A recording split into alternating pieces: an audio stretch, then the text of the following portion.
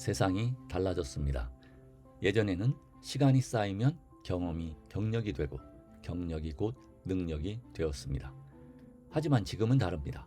수십 년 경력을 가진 사람도 인공지능 앞에서는 다시 초보자가 됩니다.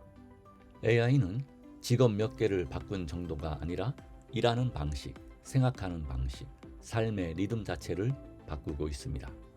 그래서 중년의 이 변화는 종종 위기로 느껴집니다. 이 나이에 다시 배워야 하나? 이제 와서 내가 뭘 할 수 있을까? 하지만 시선을 조금만 바꾸면 지금은 위기가 아니라 두 번째 배움이 시작되는 시간일지도 모릅니다.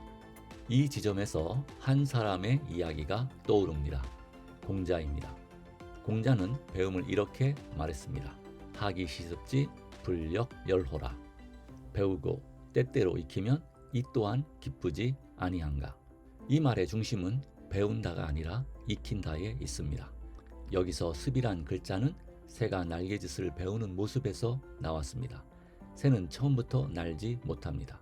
수없이 날개를 허덕거리다가 떨어지고 다시 시도하고 또 실패하면서 어느 순간 몸이 먼저 기억하게 됩니다. 공자가 말한 배움도 그렇습니다. 한번 이해하고 끝나는 지식이 아니라 반복해서 써보고 어긋나고 다시 삶 속에서 익히는 과정. 그렇게 지식이 머리가 아니라 몸에 스며들 때 공자는 말합니다. 이것이 큰 기쁨이 아니겠느냐고요. 이 말이 더 설득력을 갖는 이유는 공자의 삶을 보면 알 수 있습니다. 공자는 배우기 좋은 환경에서 자라지 않았습니다. 아버지는 3살 때 세상을 떠났고 어머니마저 17살 무렵 잃었습니다. 기댈 집안도 없었고 유명한 스승에게 배울 기회도 없었습니다. 젊은 시절 그는 창고를 관리했고 소와 양을 돌보는 아주 낮은 일을 해야 했습니다. 공자 스스로 젊어서 비천했기에 여러 천한 일에 익숙해질 수밖에 없었다고 말합니다. 하지만 그는 자신의 처지를 원망하지 않았습니다. 환경을 탓하지도 않았습니다. 그 대신 배우기를 멈추지 않았습니다. 책이 있으면 읽었고 옛사람의 말을 붙들고 고민했고 그 배움을 삶에서 계속 시험해 보았습니다.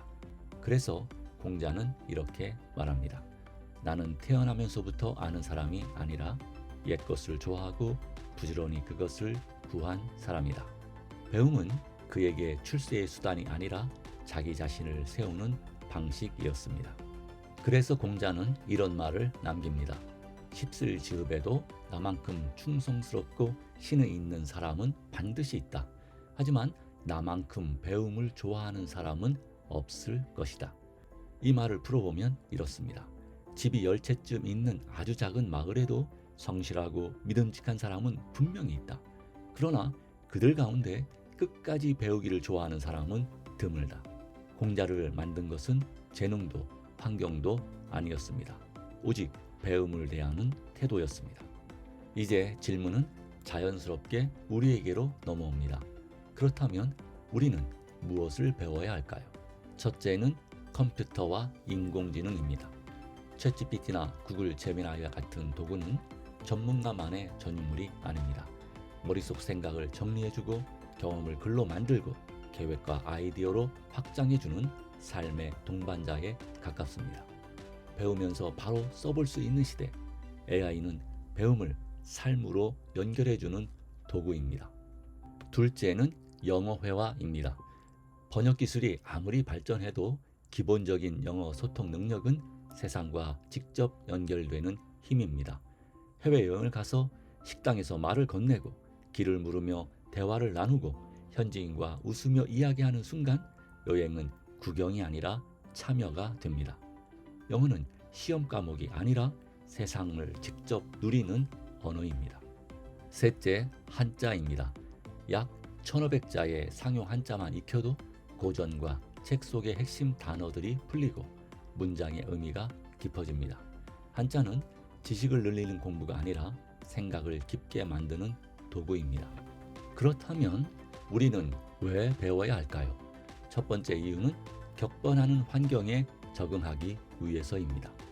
하지만 배움의 목적은 거기서 끝나지 않습니다. 교육의 목적은 기계를 만드는 것이 아니라 인간을 만드는 것입니다. 배움은 능력만 키우는 일이 아니라 인격을 다듬는 과정입니다. 공자의 말대로 배움은 반복 속에서 몸에 스며들고 그 과정에서 큰 기쁨이 생깁니다. 그리고 그 배움은 지식을 넘어 훌륭한 인격을 남깁니다. 이제 우리도 두 번째 배움을 시작할 때입니다. AI 시대에 적응하고 삶을 다시 확장하고 동시에 빛나는 인격의 소유자로 살아가기 위해서입니다. 배움은 언제나 다시 시작하는 사람의 편이니까요.